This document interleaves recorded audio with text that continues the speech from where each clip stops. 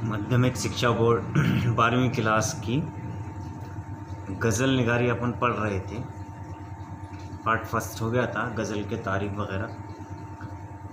गज़ल इसी के गालिब का ताल्लुक़ से सवाने हयात असनाफ़ सुखन के ताल्लुक़ से भी था, वो टॉपिक फ़िलहाल छोड़ रहे हैं। गज़ल लेते हैं डायरेक्ट ही गज़ल। पहली गज़ल जो है गालिब की 12वीं किताब के अंदर, तो सभी किताब खुलें। ये न थी हमारी किस्मत के विसाल यार, अगर और जीते यही इंतज़ार। तेरे वादे पर जिए हम तो ये जान झूठ जाना। तेरे वादे पर जिए हम तो ये जान झूठ जाना, कि खुशी से मर न जाते अगर एतबार होता। कोई मेरे दिल से पूछे तेरे तीर नीम कश्क, कोई मेरे दिल से पूछे तेरे तीर नीम कश्क, ये खलिश कहाँ से होती जो जिगर के पार।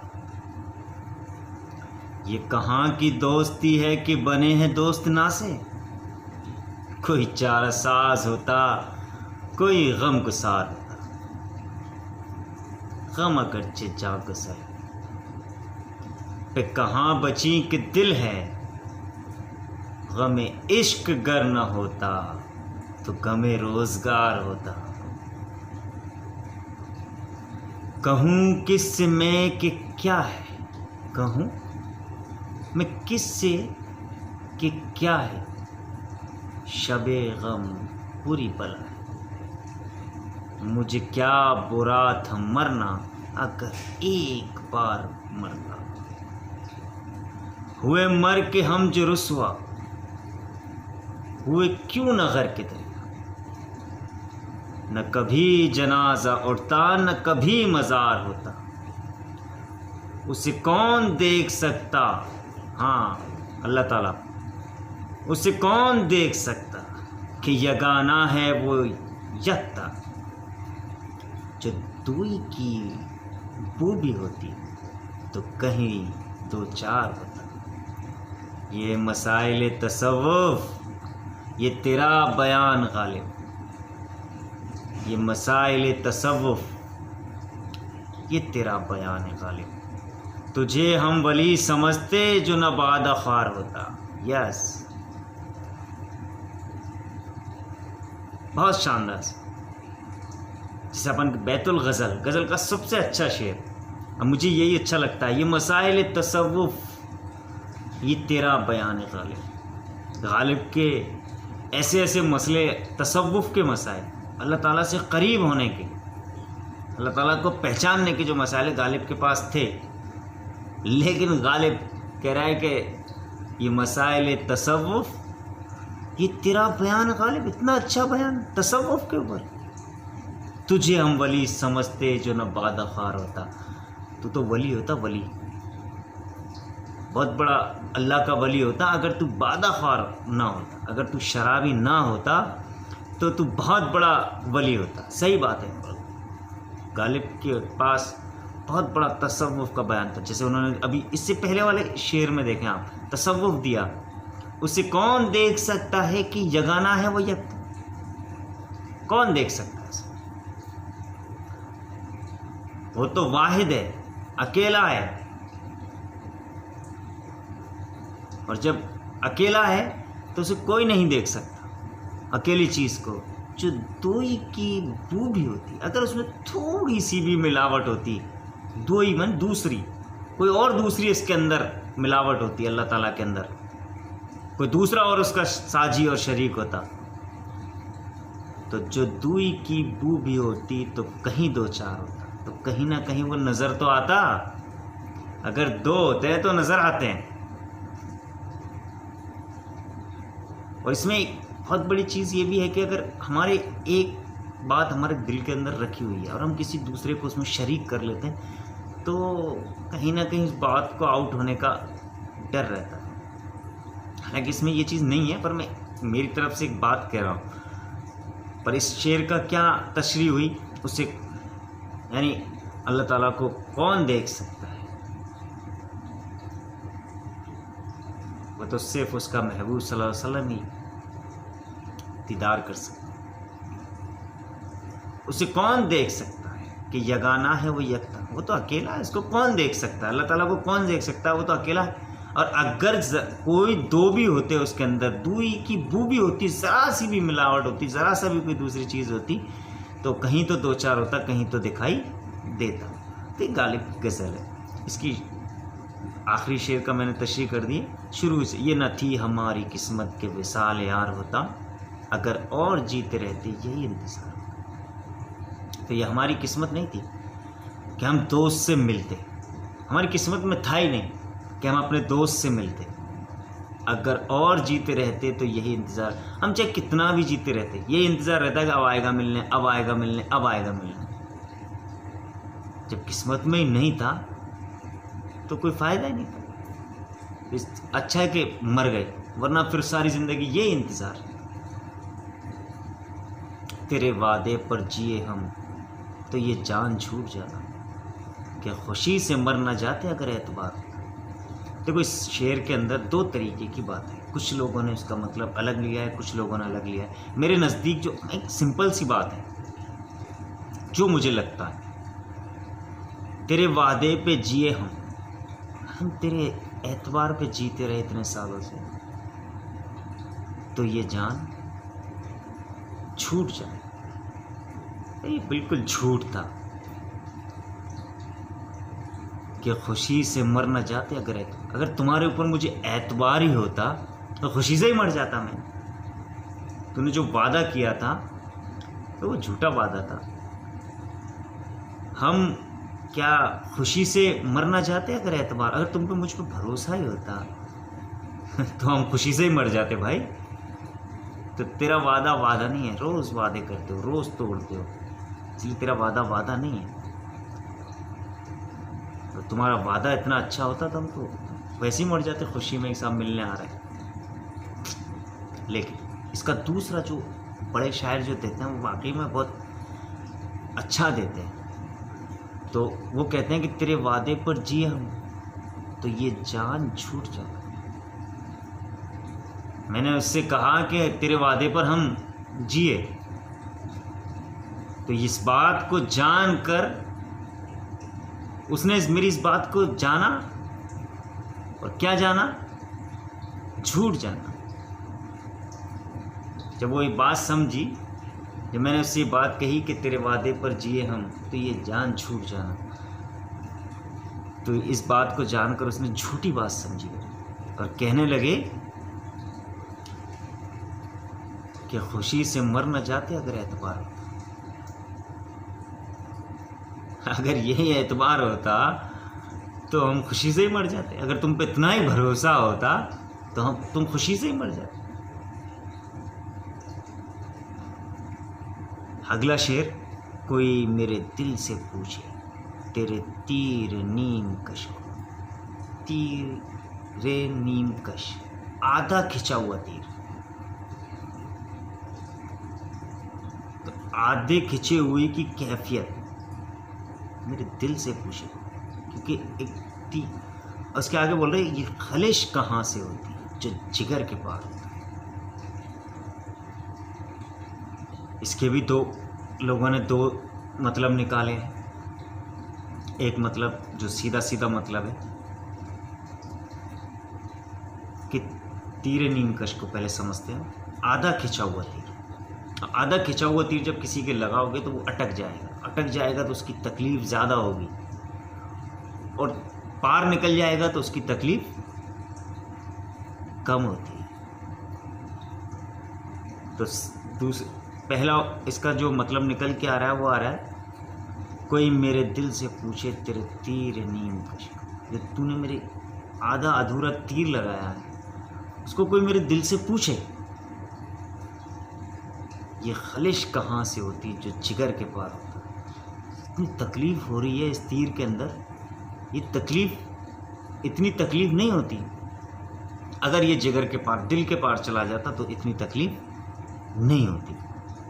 تو کوئی میرے دل سے پوچھے تیرے تیر نیم کش کو، تیرے آدھے کھچے ہوئے تیر کی جو حالت ہوئی ہے وہ میرے یہ خلش کہاں سے ہوتی جو جگر سے پار۔ یہ کہاں کی دوستی ہے کہ بنے ہیں دوست نہ سے، کوئی چارہ ساز ہوتا کوئی غم گسار ہوتا۔ یہ زندگی کا ایک فلسفہ اور بہت بہترین فلسفہ۔ آج کل کے دوست بھی ناسے بن جاتے ہیں، نصیحت کرنے والے بن جاتے ہیں، جبکہ ان کو نصیحت نہیں کرنا چاہیے۔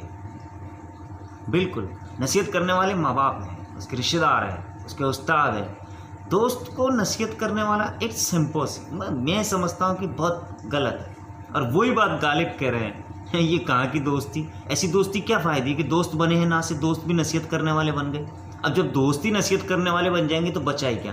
دوست نصیحت کرنے والے نہیں ہوتے، دوست کا غم کو ہلکا کرنے والے ہوتے ہیں، اس کے دکھ کو بانٹنے والے ہوتے ہیں۔ کہا نا کوئی چارہ ساز ہوتا، کوئی غم گسار ہوتا، کوئی غم گسار، غم کو بانٹنے والا ہوتا ہے۔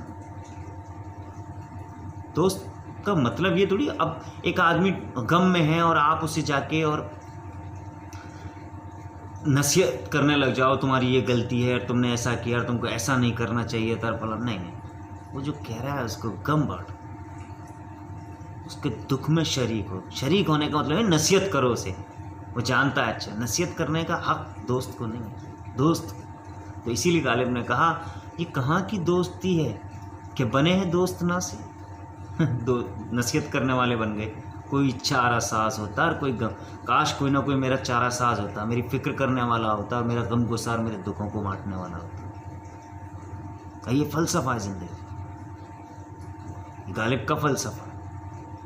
کیا فلسفہ، کیا حکمت کی بات ہے کہ کیا عقل مندی کی بات ہے کہ غالب نے کہ دوست کو کبھی نصیحت کرنے والا نہیں ہونا چاہیے۔ سچ ہے، دوست کو تو دکھ درد بانٹنے والا، دوست اللہ تعالیٰ کی ایک بہترین نعمت ہے، نصیحت کرنے کا حق تھوڑی ہے اس کو۔